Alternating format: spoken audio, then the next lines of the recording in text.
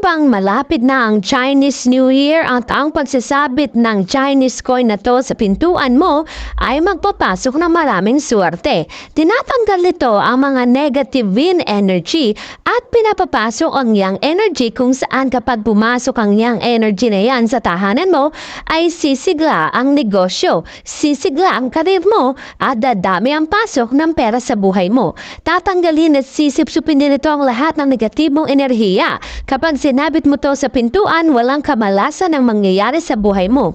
Ang pagkakasakit ay mawawala at maaagapan mo. Patuloy din ang daloy ng kaperahan sa iyo. Ang blessing ay unti-unti ring papasok sa tahanan mo. Kaya napakaswerteng magsabit ng talisman o Chinese coin na to sa iyong tahanan.